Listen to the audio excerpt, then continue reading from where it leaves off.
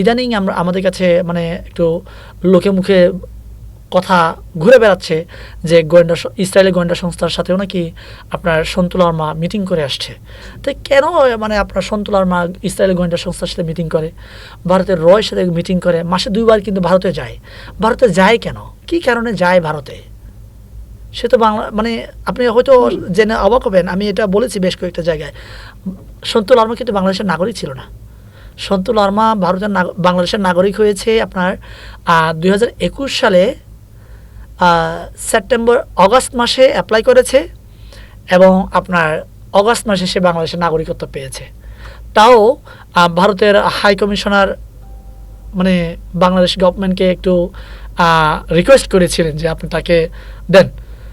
এই যে একজন ভিনদেশী নাগরিককে আমাদের পার্বত্য চট্টগ্রামের দায়িত্ব দিয়ে যে এতদিন রেখে দেওয়া হয়েছে, এটা আমি হুমকি মনে করছি আমি।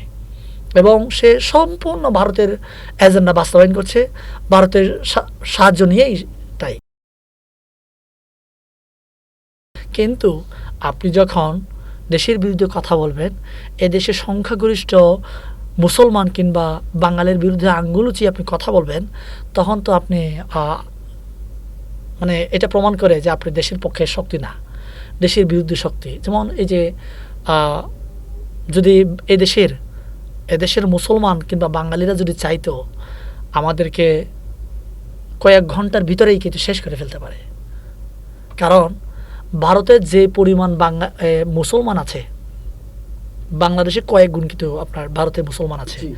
সেই কয়েক গুণ থাকা সত্ত্বেও মুসলমানদেরকে যেভাবে নির্যাতন নিপীড়ন চালায় ভারত, সে তুলনায় আমাদের বাংলাদেশে এটা কিছুই না, নগণ্য। এটা ভাইয়ে ভাইয়ে ঝগড়া হয়। যেমন একটা মানে দুটা হাড়ি পাশাপাশি থাকলে একটু আঘাত লেগে টুং করে আওয়াজ হয়, এটা স্বাভাবিক। আমাদের বাংলাদেশে এটা হয়। কিন্তু এই বিষয়টাকে আপনি একটু রং ঢং মাখিয়ে সংখ্যালঘু নির্যাতন কিংবা ইসলাম মুসলিমরা হিন্দুদেরকে নির্যাতন করছে কিংবা সংখ্যালঘুদেরকে নির্যাতন করছে, এরকম কথা বলা তো ভাই এটা আসলে মানে অমূলক। এটা আমার কাছে গ্রহণযোগ্য মনে হয় না। সেই জায়গা থেকে আমি মনে করি যে হিন্দু ভাই এবং আমাদের পার্বত্য চট্টগ্রামে, শুধু পার্বত্য চট্টগ্রাম না, বাংলাদেশের সবাইকে আসলে এই বিষয়ে সতর্ক থাকা উচিত।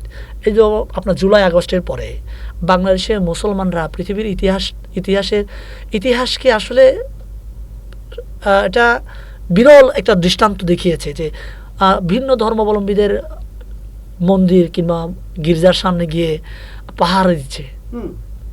এটা পৃথিবীর কোন দেশে আছে বলেন আপনি আমাকে, একটা দেশ দেখান কোন দেশে এভাবে আছে যে আরেকটা ধর্মকে রক্ষা করতে গিয়ে মানে নিজের ধর্মকে চিন্তা করছে না।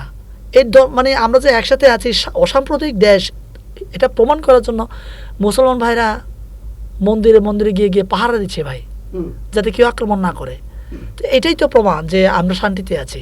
কিন্তু এই যে সংখ্যাগরিষ্ঠ মুসলমান ভাইরা বা বাঙালি ভাইরা যদি আমাদেরকে আক্রমণ করতে চায়, আমি আবার বলছি বেশিক্ষণ লাগবে না আমাদেরকে শেষ করে ফেলতে।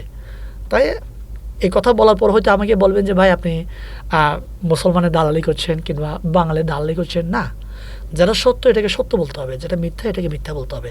কিছু ঘটনা ঘটছে, এটা না যে আপনার হচ্ছে কিছু জায়গায়, কিন্তু আপনার এই কিছু ঘটনাকে রংচং মাখিয়ে দিয়ে সারা দেশে এভাবে হচ্ছে, এটা তো বলা অমূলক। এরকম যে পার্বত্য চট্টগ্রামে যে ভারতে যে সকল চাকমারা আপনার বাংলাদেশকে পার্বত্য চট্টগ্রামকে ভারতের অংশ হিসেবে দাবি করতে চান, আপনারা ভাই ঘুমের ঘরে স্বপ্ন দেখছেন।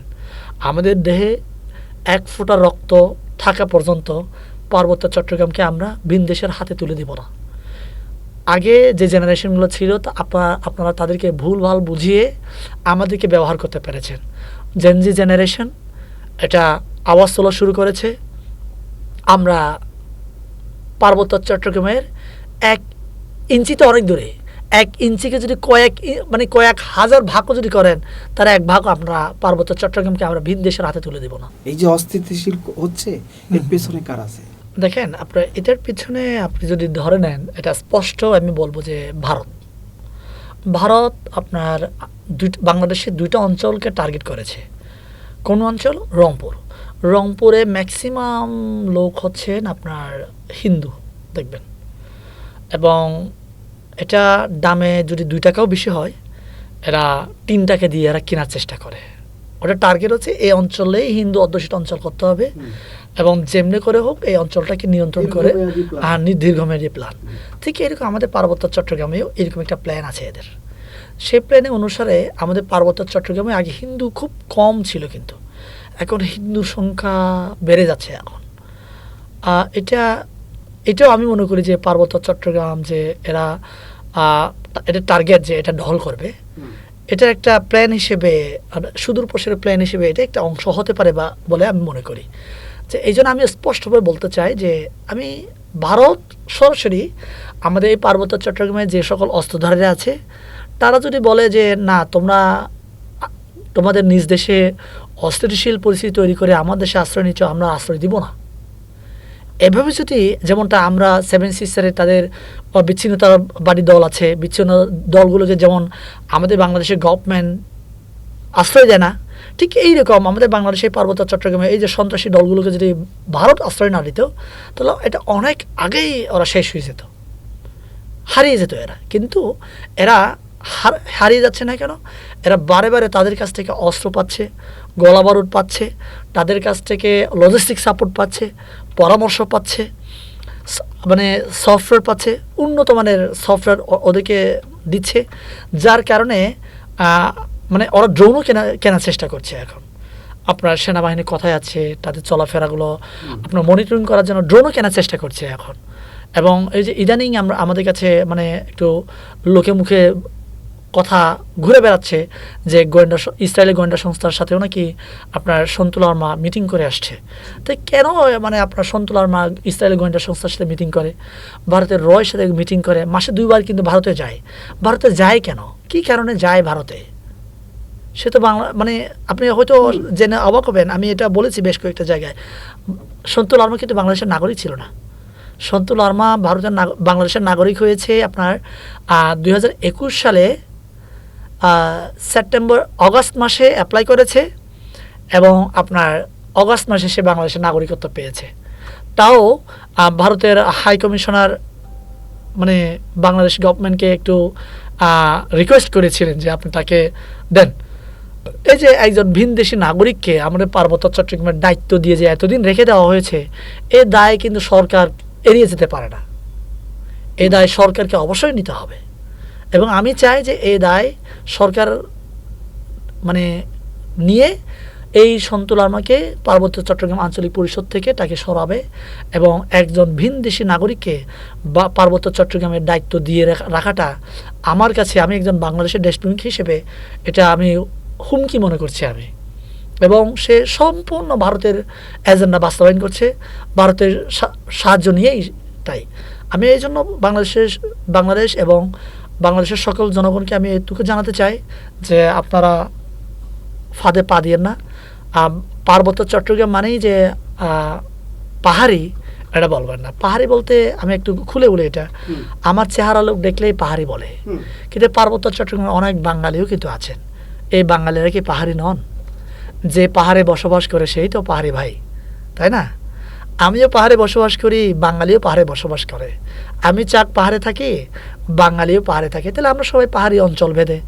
তো ওরা পাহাড়ি, ওরা বাঙালি, আমি ভাই অবাঙালি চাক আমি। মিয়ানমার এটা এখানে জড়িত নাই, কিন্তু আপনার ভারতের আপনার যে প্ল্যানটা আছে, ভারতের এই প্ল্যানের সাথে আমাদের বাংলাদেশের অনেক নাগরিকও কিন্তু এটার সাথে ইনভলভ আছে। যেমন আমি যদি বলি খুশি কবির, ইফতেখার, তারপরে এই যে মেসবা কামাল, এরকম অনেকেই কিন্তু আপনার আমাদের পার্বত্য চট্টগ্রামের এই যে বিচ্ছিন্নতার যে বয়ান, যে জুমল্যান্ডের বয়ান, এই বয়ানের সাথে কিন্তু আপনার ভারতের এই বয়ানের সাথে ওতপ্রোতভাবে জড়িত হয়ে এই সমতলের অনেক বাঙালি ভাইয়েরাও কিন্তু এই প্ল্যানের সাথে ইনভলভ।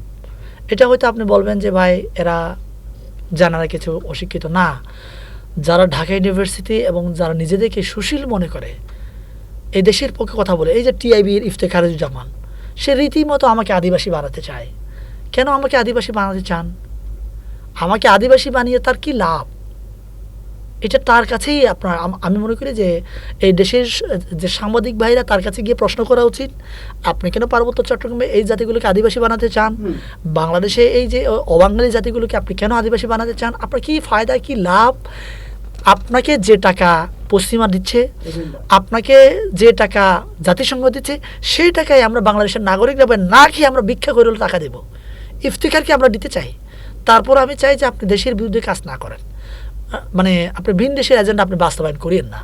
আমার অনুরোধ থাকবে যে টাকা লাগবে বলেন, আমাদের কাছে এসে বলেন। আমার কিডনি বিক্রি করে হলে আমি ইফতিখারকে চালাতে চাই।